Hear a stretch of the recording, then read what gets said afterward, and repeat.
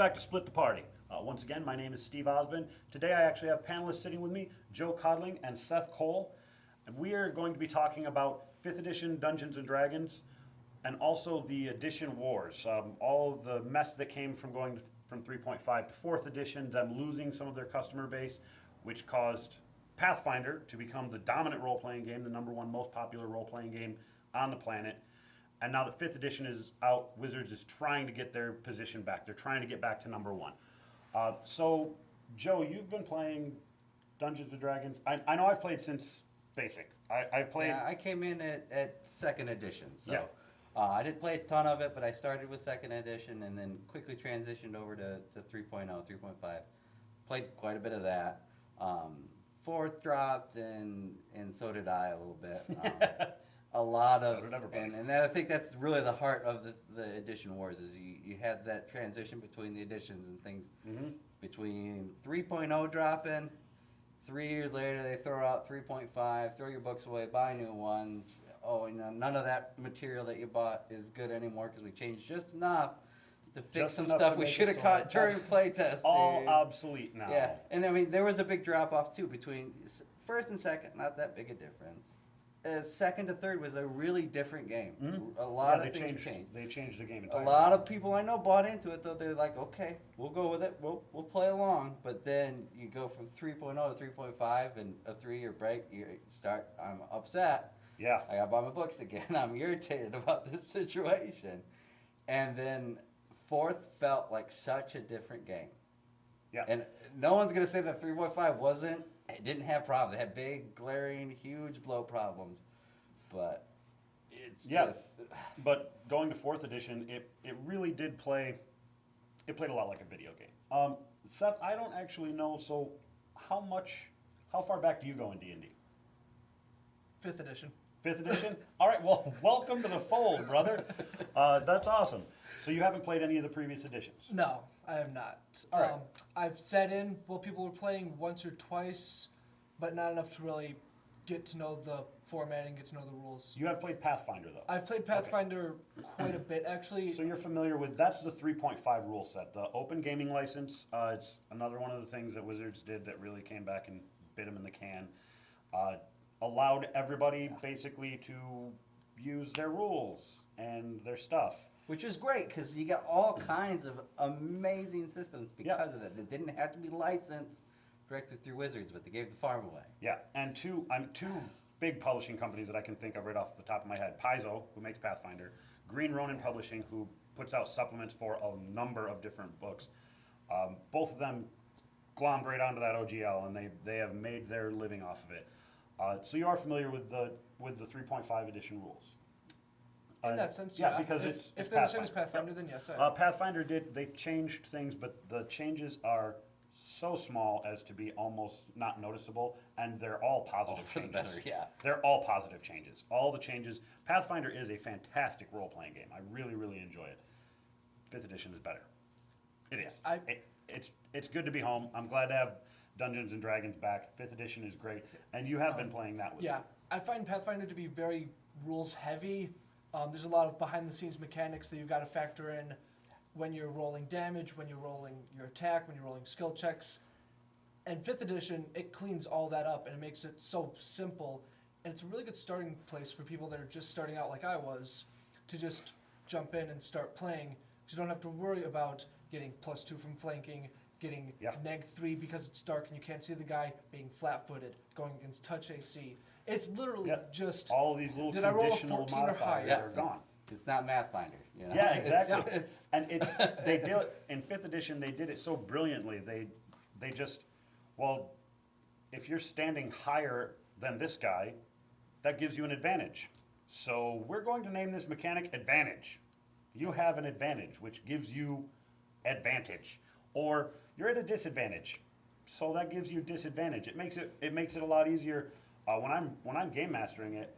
It makes it a lot easier for me because people they'll describe their actions, and when they're describing it to me, it's like, you know what?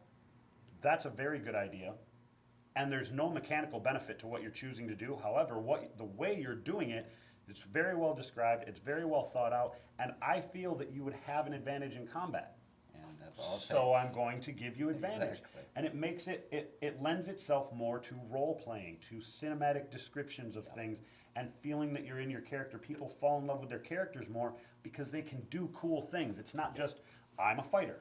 I'm gonna swing my sword until that thing falls down. Yeah. It's not I just jump count the up. squares, Yeah, it's not a tactical miniatures game, which as much as I love Pathfinder, it really has turned into a tactical miniatures game by and large. Definitely can be played that way, A lot of times. And I GM for Pathfinder quite a bit. I think I've actually started GMing more than I have actually playing it. So I know a lot of the behind the scenes mechanics that you need to deal with. yeah, And I know them fairly well. And every now and then I'll get players that don't describe what they're doing very well. They're just, I'm going to go up to it, I'm going to hit it, and I'm going to hit it, and I'm going to hit it. And every now and then I'll get characters that describe brilliantly what they're doing. And it's like, Pathfinder system doesn't give any sort of tactical advantage. It doesn't give yeah. Unfortunately, any there's pluses or negs to it. yeah, it's a fantastic system. Unfortunately, there is very little figured in benefit for role playing and putting a character in your character, which is another thing that 5th edition has done really well. Yeah. In character creation, a portion of your character creation is actually developing personality traits, positive and negative. Every character that's created is supposed to have something about them that's their flaw. There's my little chink in the armor. Everybody's got to have that, but they're not mechanical. They're just for role playing. They're just storyline, and that's fantastic. Yeah. And to take that, I mean, they play test the heck out of us. I mean, to call on your fan base and say, Yep. hey, And we have- understand we screwed the pooch here a little bit. There are problems with 4th, and we want everyone to come home. We want this edition to be one that the guys that like 1st and 2nd can embrace the OSR guys, the old school Renaissance they're digging out the B1 and the B2 modules and Yep. playing the old school stuff that like the rules cyclopedia games, and the 2nd edition guys, and we want an edition that all of you with these hugely different play styles. I mean, if you look between a basic set play game and a 3.5 game, they're even the 4th edition players, Yeah. they pulled from 4th edition for 5th, and they pulled the The best right parts stuff, of that. the They- right stuff, They pulled yeah. the stuff that was working in 4th edition. So and they threw it out to the players and said, hey, look at this game, play this game, give us your feedback. Yep. Year and a half.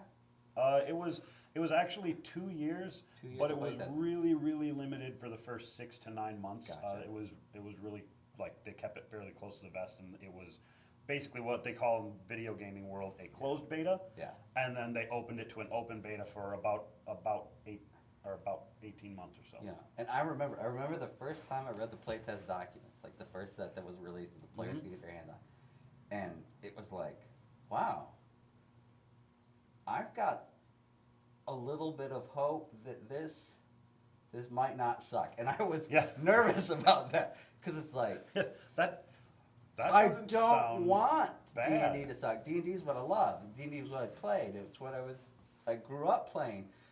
I didn't want it to suck, and I had some hope because I read it and I was like, man, there's some really clean stuff. They yoinked it from some other systems that I really like. Yeah, I like that game, and it looks like you're doing something like that. And so what do you think? Do you think they pulled it off? Yeah, so For pulling everyone in? you've played both of them, and you are the newest to role playing of the three. Joe and I are lifetime gamers. So what do you personally think? I'm going to wait before I give you guys my. Long regurgitated opinion. As far as the formats between the differences between Pathfinder and D&D 5.0, I really like how they've cleaned it up. It makes it a lot simpler, like I've already stated. It does add an aspect of role playing. It makes it so that you're not just walking up to the big bad boss and you're one-shotting him. You actually, it does take a little bit of strategic play. It's also just, you're role playing a whole lot more than you are in Pathfinder. Pathfinder's kind of just, I'm here, I'm a cleric, I'm going to heal, I'm going to heal, and I'm going to heal, and That's what I I'm do. going to heal. Because it's what I do. It's what Yep. I know how to do, it's the only thing I know how to do. And D&D 5.0, I'm the cleric. I'm going to heal, I'm also going to do a bit of damage. and I'm gonna heal, and I'm gonna do a bit of damage. Yep, and with the background system in 5th edition, which I love the backgrounds. hell, With the background system in there, you can be a number of different character types in one character. I built a warlock, and I also wanted him to be able to sneak around.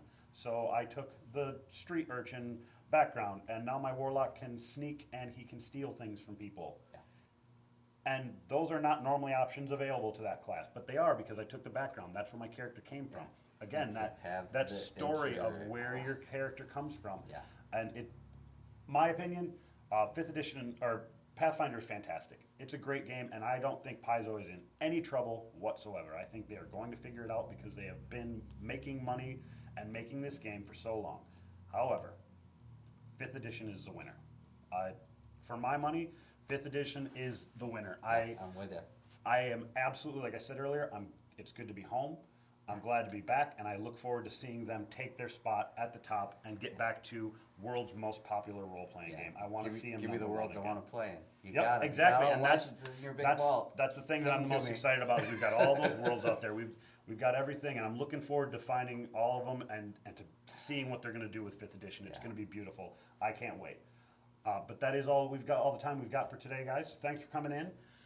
If you guys agree with us, if you don't agree, if you like 5th edition, you like Pathfinder, you don't like it, let me know what you think either way. Comment in the box below.